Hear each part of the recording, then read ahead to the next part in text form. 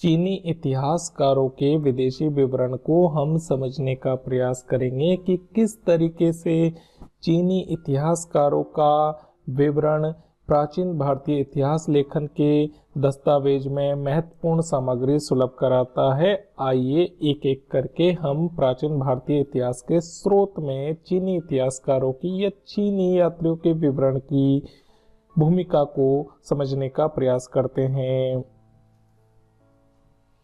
इस video lecture के तहत हम चीनी इतिहासकारों के विदेशी विवरण के तहत 4 महत्वपूर्ण व्यक्तियों के बारे में परिचर्चा करेंगे। इनमें पहला है फायान, दूसरा है हेमसांग एवं तीसरा इत्सिंग। चौथा व्यक्ति यद्यपि चीनी नहीं है, तिब्बती है, अतः इसे हम इसी विवरण में शामिल करेंगे। भारत का बौद्ध धर्म लगभग प्रथम शताब्दी में चीन पहुंच चुका था, तो चीन निवासियों के हृदय में भारतवर्ष के प्रति एक विशेष प्रकार की रुचि उत्पन्न हुई। धार्मिक तथ्यों के अन्वेषण तथा तत्संबंधी ज्ञान की प्राप्ति के लिए चीनी यात्री लालायित हो चुके थे। वस्तुतः बौद्ध धर्म एक ऐसा धर्म था जो कुछ ऐसे प्रश्नों के उत्तर ढूंढ रहा था जो व्यवहारिक जीवन में संपूर्ण जगत को परेशान कर रहे थे। जीवन का उद्देश्य क्या है, जीवन में अंतिम लक्ष्य को कैसे प्राप्त किया जाए, दुखों का निवारण कैसे किया जाए, जो 4 आर्य सत्य में बौद्ध दर्शन में हमें दिखाई देते हैं। और ये ही सारे प्रश्न चीन को भी परेशान कर रहे थे 6ठी शताब्दी ईसा पूर्व में, और भारत में 6ठी शताब्दी ईसा पूर्व में महात्मा बुद्ध के द्वारा बौद्ध धर्म का प्रतिपादन किया गया और इसके सिद्धांत सरल एवं तत्कालिक जरूरतों के हिसाब से थे। ऐसी स्थिति में इसका भारत के साथ साथ भारतीय उपमहाद्वीप और एशिया में बहुत तेजी से विकास हुआ। और इसी क्रम में हम देखते हैं कि भारत को बौद्ध धर्म की जन्मस्थली के रूप में स्वीकारा गया और चीन में बौद्ध धर्म विकसित हो चुका था। ऐसी स्थिति में भारत में बौद्ध धर्म के ऐतिहासिक एवं जन्मस्थली के महत्व के रूप में चीनी यात्रियों ने भारत की विभिन्न अलग अलग समय में यात्राएं की एवं उन्हें अटल विश्वास था कि गौतम बुद्ध की पावन धरती को निश्चय ही दर्शनीय है, आध्यात्मिकता का कोश है। इन्हीं आकांक्षाओं एवं इन्हीं इच्छाओं से वशीभूत होकर चीन के अनेक नागरिक विशेषकर बौद्ध धर्म के प्रति गहरी आस्था रखने वाले तथा अपने देश के नागरिकों को भारत में प्रचलित बौद्ध धर्म के बारे में विस्तृत रूप से परिचर्चा या विवरण देने के लिए विभिन्न यात्रियों ने भारत की यात्रा की और अपने यात्रा वृत्तांत को उन्होंने लेखन के साथ भी लिपिबद्ध किया, जो निश्चित रूप से भारत के इतिहास लेखन में महत्वपूर्ण भूमिका निभाता है, अप्रत्यक्ष रूप से और कहीं कहीं जगह पर प्रत्यक्ष रूप से भी। चीनी साहित्य से भारतीय इतिहास के एक लंबे युग का परिचय प्राप्त होता है। यात्रियों का दृष्टिकोण यद्यपि धार्मिक था, वे बुद्ध धर्म को समझना चाह रहे थे। किसी भी वस्तु को वे इस दृष्टिकोण से ही देखते थे, तथापि उनके विवरणों में इतिहास की प्रचुर सामग्री प्रत्यक्ष अप्रत्यक्ष रूप से, डायरेक्ट इनडायरेक्ट रूप से हमें प्राप्त हो रही है। चीन के प्रथम इतिहासकार सुमाचीन थे, जिन्होंने लगभग प्रथम शताब्दी ईसा पूर्व में इतिहास की एक पुस्तक लिखी। सुमाचीन की इस पुस्तक से प्राचीन भारत के विषय में भी कुछ सूचनाएं मिलती है। सुमाचीन से पूर्व अन्य किसी चीनी लेखक ने भारत से संबंधित किसी विषय पर प्रकाश नहीं डाला।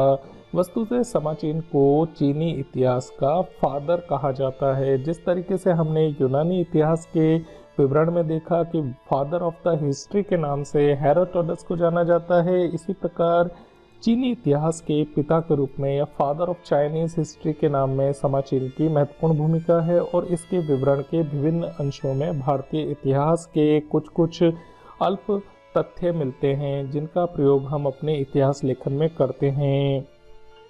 जिन चीनी व्यक्तियों का संबंध विशेष रूप से भारत के इतिहास लेखन में बहुत गहराई से लिया जाता है, बार बार लिया जाता है, एवं इनके बिना भारतीय इतिहास लेखन का एक बहुत बड़ा भाग अपूर्ण या अधूरा रह सकता था। अतः फायान, हेमसिंग, इत्सिंग 3 ऐसे नाम हैं जिन्होंने भारतीय इतिहास लेखन को बहुत अधिक समृद्ध किया एवं भारतीय इतिहास लेखन इनके प्रयासों से बहुत ही समृद्ध नजर आता है। फायान ने 399 ईस्वी में कठोर यातनाएं सहन की एवं भारत आया। लगभग 15 से 16 वर्ष यह धर्म जिज्ञासु व्यक्ति भारत में रहा। बौद्ध धर्म के संबंध में उसने विभिन्न तथ्यों का ज्ञानार्जन किया। उस समय भारतवर्ष में चंद्रगुप्त विक्रमादित्य का शासन था। उसने गंगावर्ती प्रांतों के शासन प्रबंध, सामाजिक अवस्था का पूर्ण विवरण लिखा। फायान वस्तुतः इस लेवल तक या इस स्थिति तक धार्मिक विषयों में ही खोया रहा कि उसकी पुस्तक के किसी भी विवरण में तत्कालिक भारत के शासक रहे चंद्रगुप्त द्वितीय के बारे में किसी प्रकार का नाम तक उल्लेख नहीं आता। लेकिन उस काल की विभिन्न प्रकार की सामाजिक, आर्थिक, राजनीतिक एवं सुरक्षा संबंधी विभिन्न दृष्टिकोणों पर हमें फायान के विवरणों से पर्याप्त से भी ज्यादा जानकारी मिलती है।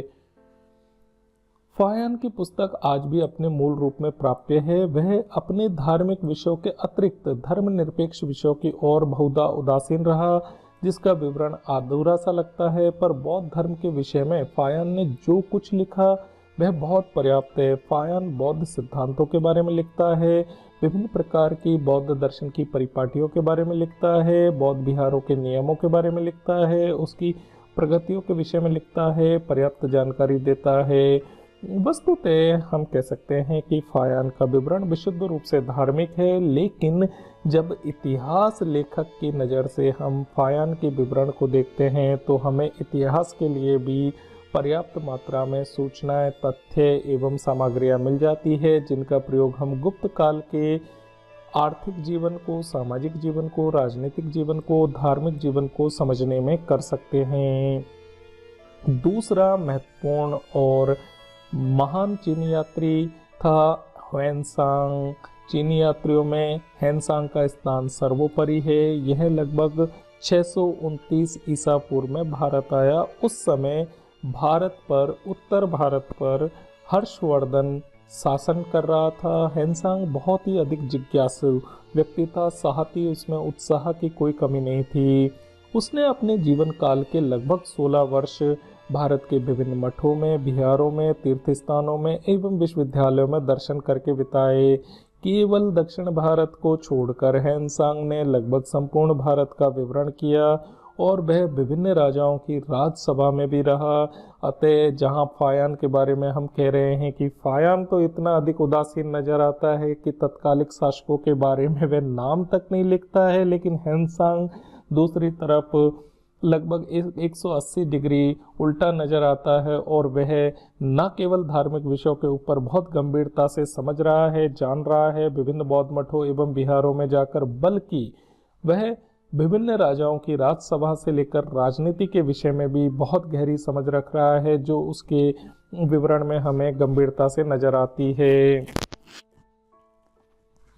इसके पश्चात संसार के देश नाम ह्वेनसांग ने पाश्चात्य संसार के देश जिसे सीयू की नाम से एक ग्रंथ की रचना की। हर्षवर्धन के शासनकाल की राजनीतिक, सामाजिक अवस्था का बहुत कुछ परिचय ह्वेनसांग की पुस्तक से प्राप्त होता है। धार्मिक अवस्था का तो इसने बहुत ही स्पष्ट वर्णन किया है। फायान एवं इत्सिंग ने अपने समय के सम्राटों का नाम तक नहीं लिखा, जबकि ह्वेनसांग ने हर्षवर्धन एवं उसके समसामयिक अन्य राजाओं के विषय में पर्याप्त जानकारी दी है। अतः हम कह सकते हैं कि ह्वेनसांग ऐसा चीनी यात्री था जो इतिहास की नज़र से बहुत महत्वपूर्ण नज़र आता है, क्योंकि वह राजनीतिक एवं सामाजिक, आर्थिक, धार्मिक घटनाओं का विवरण इस तरीके से देता है जिस तरीके से इतिहासकार को तथ्य, सूचनाओं एवं विभिन्न प्रकार के तार्किक तथ्यों की जरूरत पड़ती है, उस रूप में ह्वेनसांग का विवरण अधिक है। अतः ह्वेनसांग इतिहास लेखन में एक बहुत महत्वपूर्ण व्यक्ति है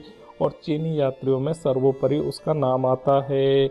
जिन जिन राज्यों से होकर ह्वेनसांग ने अपनी यात्रा की, उनके बारे में उसने संक्षिप्त विवरण भी लिखा है। साथ ही ह्वेनसांग ने संपूर्ण भारत की सामान्य अवस्था पर प्रकाश डाला है।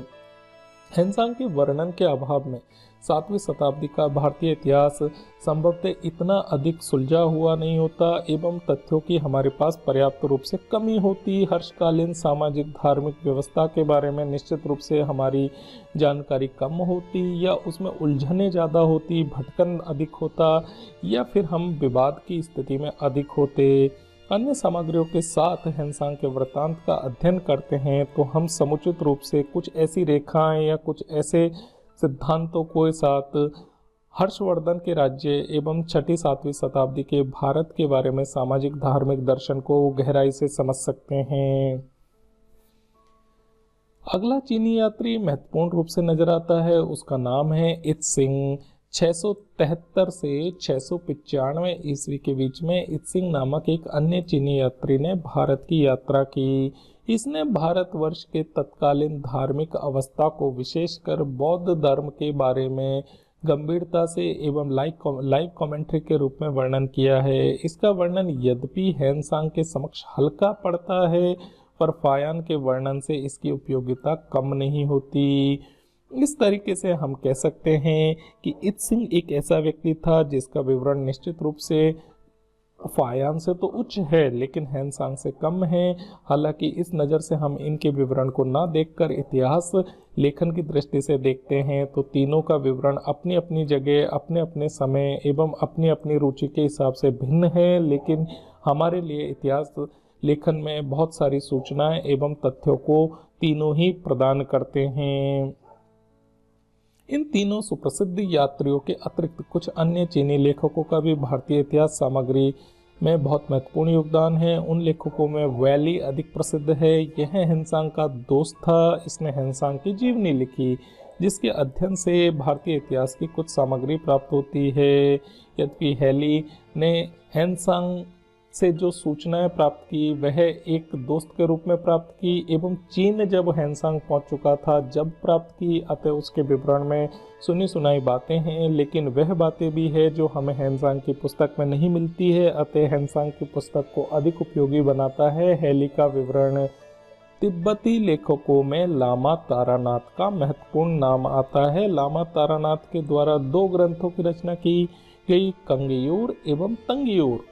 वास्तव में चीनी और तिब्बती लेखकों से ही मौर्य काल के उपरांत से लेकर शक, पार्थियन, कुषाण आदि के काल तक के अधिकांश इतिहास का हमें ज्ञान प्राप्त होता है। ऐतिहासिक दृष्टिकोण से अतः चीनी इतिहासकारों की भूमिका भारतीय इतिहास लेखन में गंभीरता पूर्वक बहुत अधिक गहरी है।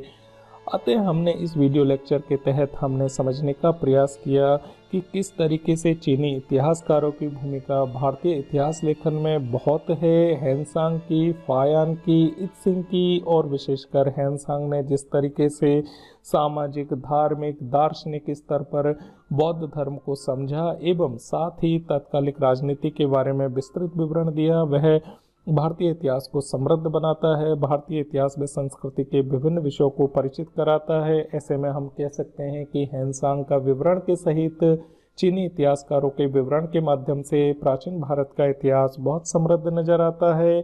इस प्रकार हमने विभिन्न वीडियो लेक्चर्स में ये प्रयास किया कि किस तरीके से ब्राह्मण ग्रंथ, किस तरीके से साहित्यिक स्रोतों के अंदर यूनानी, चीनी स्रोत एवं जैन एवं बौद्ध ग्रंथ, साथ ही पुरातात्विक सामग्री के तहत अभिलेख एवं सिक्कों के माध्यम से, स्मारकों के माध्यम से भारतीय इतिहास लेखन को कैसे हम तार्किक, तथ्यात्मक, विवरणात्मक रूप से सूचनाओं से भरकर एक समुचित रेखाओं के माध्यम से समझने का प्रयास करते हैं। Thank you so much.